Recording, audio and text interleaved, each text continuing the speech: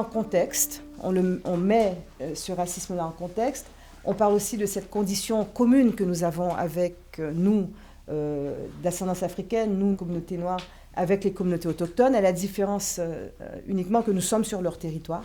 Nous sommes sur leur territoire, mais nous avons été dépossédés de la même façon. Nous avons été dépossédés par la colonisation. Il y a eu un déni d'humanité et on ne peut pas comprendre le racisme aujourd'hui si on ne l'inscrit pas, on ne le met pas en perspective. Il faut toujours savoir d'où nous venons. D'où la symbolique de l'oiseau Sankofa. Ça a été très intéressant pour moi de parler du manifeste pour l'éradication de la discrimination raciale, la déclaration d'Halifax qui a été pour la Fondation Michaël Jean le troisième point crucial de l'un de nos sommets, le sommet pan-canadien des communautés noires. En anglais, c'est National Black Canadian Summit. Ça s'est tenu à Halifax. Et ce manifeste fait un état des lieux de ce qu'est le racisme dans ses manifestations les plus dévastatrices. Le racisme est un fléau dans nos sociétés. Le racisme a toujours été présent dans les institutions et c'est pour ça qu'on dit qu'il est systémique.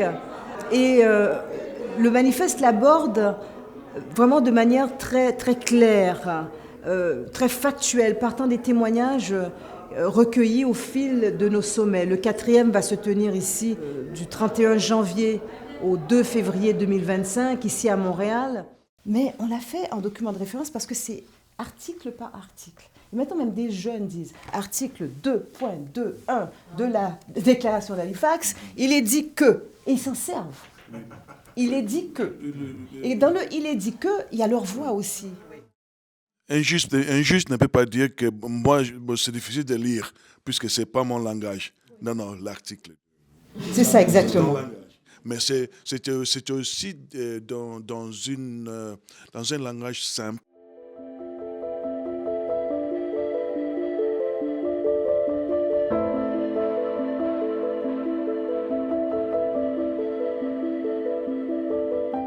Que j'ai toujours trouvé important d'utiliser ce empowerment individuel parce qu'on n'est pas tous capables d'avoir ce empowerment individuel, mais de pouvoir amener l'empowerment collectif. C'est toujours bien ce que nous avons réalisé en tant qu'individus. Et c'est bien, il faut le féliciter parce que chacune d'entre nous, nous avons travaillé fort pour pouvoir avoir cette capacité d'avoir ce empowerment individuel. Mais le empowerment collectif, cette volonté de vouloir donner au suivant, d'amener les autres avec nous. La méthode Toro Empowerment, je dis toujours, Toro, c'est pour le T, travailler avec ténacité, le O, vers des objectifs ambitieux. Et ce forum, par Canadien, c'est un objectif ambitieux qui est de conscientiser par rapport à la réalité des personnes noires, mais faire en sorte également que les pratiques puissent être bonifiées à leur endroit. Et le R, c'est pour rallier les forces vives, que ce soit multidisciplinaire, multigénérationnel.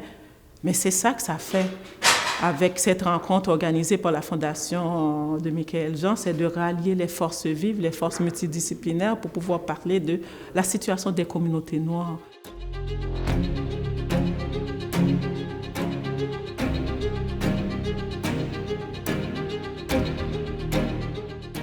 Aujourd'hui, nous avons reçu l'ancienne gouverneure, Madame Michaël Jean, qui est venue avec sa délégation pour découvrir les Centrafricains et puis nous parler du sommet qu'elle organise bientôt. C'était une belle rencontre parce qu'elle nous a permis de réunir différentes personnalités. Madame Kerlin avec son concept de Toro Empowerment, Monsieur Yao Vibuka du leadership africain, et Madame Biba qui lutte pour la santé des gens qui vivent avec ce qu'on appelle en anglais sickle cell disease.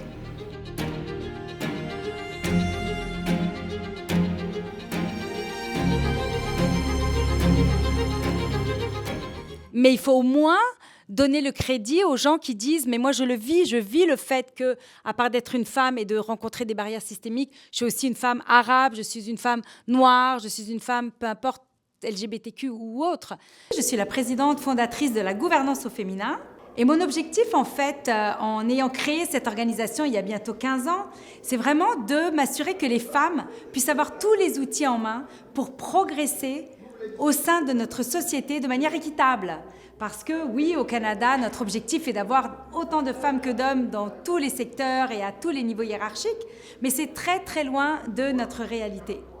Je pense que nous vivons des temps extrêmement difficiles. On voit à quel point le monde est dévasté un peu partout. Et donc, cela affecte aussi l'humanité. Cela affecte nos rapports les uns les unes aux autres. Et prendre ce temps, dans un cercle de parole, de raviver des valeurs essentielles de solidarité, d'égalité, de justice, est extrêmement important. Cela nous permet de nous rapprocher, cela nous permet d'établir des alliances et des passerelles entre nous. Et c'est ce qui s'est passé dans cet échange que nous avons eu. Parler de comment nous pouvons grandir ensemble, comment nous voyons l'émancipation, à la fois individuelle et collective, comment nous pouvons aussi, en quelque sorte, créer un mouvement vers une société, je dirais, beaucoup plus juste, beaucoup plus inclusive. Et j'ai trouvé ça très, très réjouissant que nous puissions le faire ainsi. Depuis 2011, 12, quelque chose comme ça, depuis qu'on a quitté Rideau Hall, effectivement, nous avons vraiment pris en main le sommet. Pas le sommet d'abord, et mais la fondation. La fondation. Et aujourd'hui, en écoutant Caroline Coetzee, la présidente de gouvernance au féminin, en écoutant Biba Tinga, présidente de l'association de l'animé falciforme, en écoutant Michael Jean, qui est présidente de la fondation de Michael Jean et ancienne gouverneure générale, j'ai compris que ces femmes, aujourd'hui, utilisent leur empowerment individuel, ce qu'elles ont accompli, le pouvoir de décision, d'agir qu'elles ont pour pouvoir maintenant faire participer à ce empowerment collectif. En ce qui concerne Caroline Coetzee, c'est pour les femmes, s'assurer que les femmes puissent avoir accès à des postes décisionnels de plus en plus.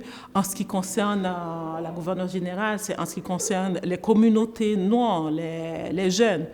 Et pour Biba Tinga, c'est l'animé falciforme. L'animé falciforme, c'est de trouver des réponses adéquates, des réponses idoines, efficaces pour les communautés noires qui sont aux prises avec ce genre de maladie et malheureusement maladies qui tuent, mais dont les réponses ne sont pas nécessairement efficaces au Canada.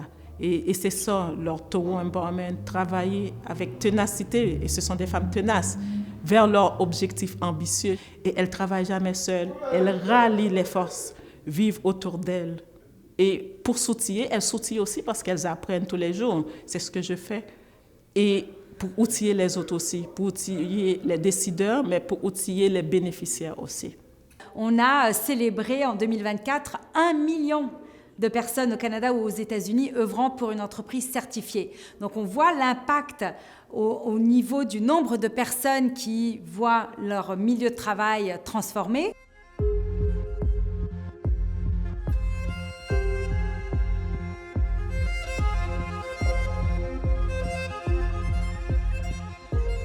Je travaille avec les organisations provinciales, mais je suis surtout maman d'un adulte qui vit avec cette maladie qu'on appelle drépanocytose en Afrique.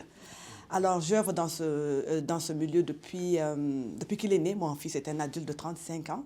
Empowerment individuel, que ce soit à mon propre niveau un peu plus restreint, que ce soit au niveau de Mme Michael Jean, peu importe le niveau, c'est de donner au suivant et de partager, de participer à l'empowerment collectif. Amener les autres avec nous, c'est grandir, s'élever, donner au suivant et s'enrichir ensemble.